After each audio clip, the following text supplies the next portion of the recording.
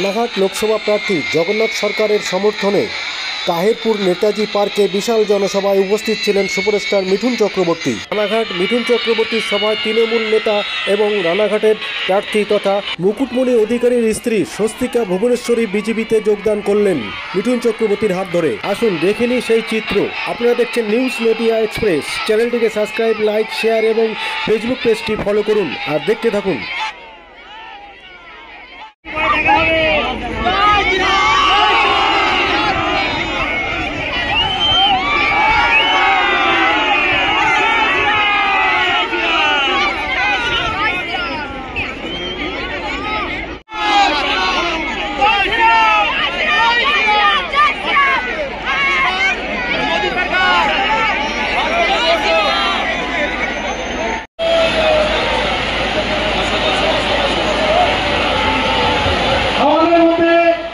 বহু প্রত্যাশিত আমাদের সকলের আকাঙ্ক্ষিত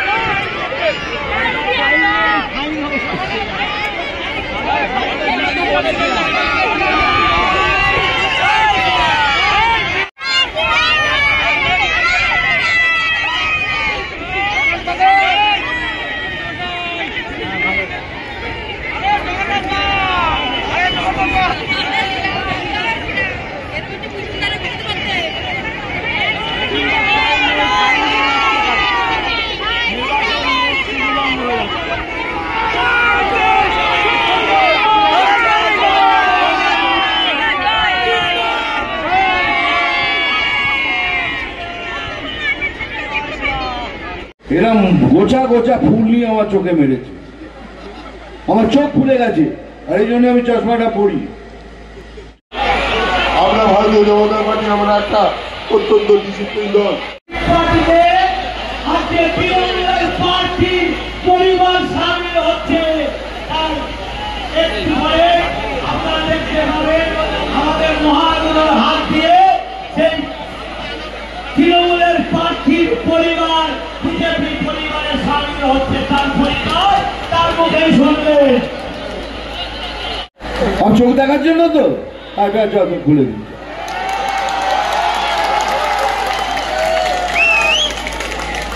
এই চোখটা দেখার জন্য পৃথিবীর লোকরা বসে থাকে, জানিস? সব সুন্দর সুন্দর বিদেশের মহিলারা বলে কি সুন্দর আপনার চোখ। ধন্যবাদ। আমি আজ বক্তৃতা দেব না, যা দেবেন আমার দাদা শান্তিপুরের গর্ব, বাংলার গর্ব, ভারতবর্ষের গর্ব। তিনি সারা ভারতবর্ষে যে মোদীজির ঝড় চলছে, সেই ঝড়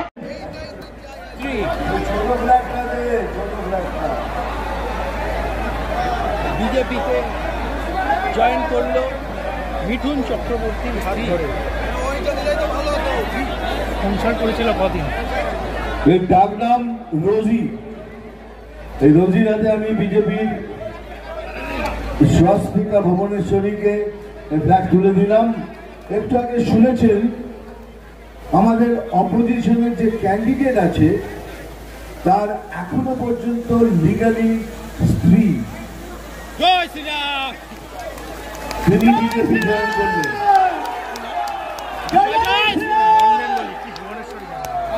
সেই জন্য এখন জরুরি, কেননা হয়তো ওনার হাতেই রয়েছে। হ্যাঁ, উনি যে এখনো লিখিত আমাদের যে অপোজিশনের আছে তার লিগালি মানে আইন মতো এখনো স্ত্রী, সেটা তিনি কিছু বলতে চান। বলো, এক মিনিট। মুকুটমণি অধিকারীর লিগালি রেজিস্ট্রি করা ওয়াইফ আমি, স্বস্তিকা ভুবনেশ্বরী। ব্যাপারটা হচ্ছে গত বছর 28শে মে 2023 উনি আমাকে রেজিস্ট্রি করে বিয়ে করেছেন। সপরিবারে ওনারা বারংবার 14-15 বার আমার বাড়িতে আমার দরজায় এসেছেন এবং বিয়ের এই সমস্ত উৎসাহ, রেজিস্ট্রি বিয়ের সমস্ত উৎসাহ মুকুটমণি অধিকারীর নিজেরই ছিল, একদম নিজের থেকে। সেসব সমস্ত অবভিয়াসলি এফআইআর, তারপরে ক্যালকাটা হাইকোর্টের মাধ্যমে রিট পিটিশনের চার্জশিট, সব জাস্টিসরা জানেন। ওনার পাঠানো টেক্সট মেসেজ, এবং আমি বিদেশে ছিলাম বাইরে, ওখানে বিদেশ থেকে আমি ডেনমার্কে ছিলাম, কোপেনহেগেনে, ওখান থেকে আমাকে জোর করে বারংবার মেসেজ পাঠিয়ে আনিয়ে চার্জ হিস্ট্রিতে তা প্রমাণিত হয়, যেগুলো অ্যানেক্স করা আছে হাইকোর্টের রিট পিটিশনে চার্জশিটে। তো ব্যাপারটা হচ্ছে যে আমাকে জোর করে আনিয়ে ওনারাই আমার দরজায় বারংবার আসে এই বিয়েটা করার জন্য। উনি বিয়ের ব্যাপারে মানে মুকুটমণি অধিকারীরই মারাত্মক উৎসাহ ছিল এবং ওনার পরিবারের। তো তারপরে রেজিস্ট্রি ম্যারেজ হওয়ার পরে 28শে মে 2023 উনি রেজিস্ট্রি ম্যারেজ হয়ে গেলেন, এবং সেই যে চলে গেলেন ছেড়ে, সেই যে চলে গেলেন, বাস একেবারেই লাপাতা, মানে বেপাত্তা। এবারে সেটাই তো আপনারা মানে মুকুটমণি অধিকারী এবং তার পরিবার আমাকে এবং আমার মাকে, আমার তো বাবা নেই, ভাই বোনও নেই, আমি আর আমার মা একলাই, হ্যাঁ, তো আমাদেরকে পুরোপুরি ঠকিয়েছে। আমার এই মানে খুবই বিনম্র অনুরোধ যে আপনারা কেউ মুকুটমণি অধিকারীকে দয়া করে কোনো ভোট দেবেন না, আমার এই একদমই ভোট দেবেন না, তাহলে আপনাদেরও কিন্তু ঠকতে হবে, আমারই মতন ঠকতে হবে, ঠিক এরকম ভাবেই ঠকতে হবে। আর আপনারা আমাদের এই জনদরদি, মানব দরদি, আমার এই আঙ্কেল জগন্নাথ সরকার আঙ্কেল, এনাকে বিপুল ভোটে পদ্মফুল চিহ্নে ভোট দিয়ে আপনারা বিপুল ভোটে জয়যুক্ত করুন, বিপুল ব্যবধানে।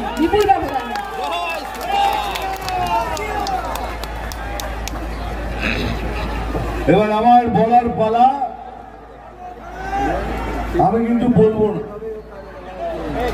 দাদা, এই যে পেছনে এত, ওখানে অনেক লোক আছে, দেখো এত ক্যামেরা হাতে, ক্যামেরা কিনেছো কিসের জন্য? কাউকে তো দেখিনি কথা বলতে, এখন থেকে এলাম সবাই নিকে দৌড়ে আছে, তো সে কাজটা পুরো করো। চলো আমি এদিকে আসছি, ছবি তুলে নাও, চলো।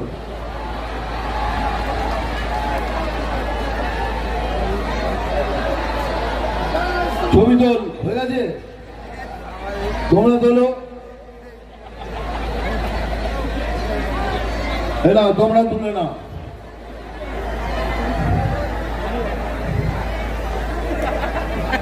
হয়ে গেছে তোমাদের?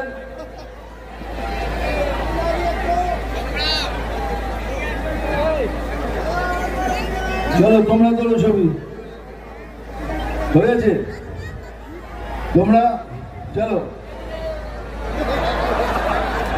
ঠিক আছে, তোমরা তোলো, যা পারি পড়ে যাও। এই ঠিক যখনই আমি স্টেজে উঠব, আমার কানের কাছে দিয়ে ফুসফুস করে বলবে, দাদা চশমাটা খোলো, কিন্তু আমি খুলব না। তার কারণ একটাই, এই যে দাঁড়িয়ে দেখেছো নিচে, এরকম গোছা গোছা ফুল নিয়ে আমার চোখে মেরেছে, আমার চোখ ফুলে গেছে, আর এই জন্য আমি চশমাটা পরি, চশমা খুলবো না। আমি জানি ভাই আমার চোখটা খুব সুন্দর, আমি জানি, আমার চোখ দেখার জন্য তো, খুলে, আমার চোখ দেখার জন্য তো, খুলে দিই।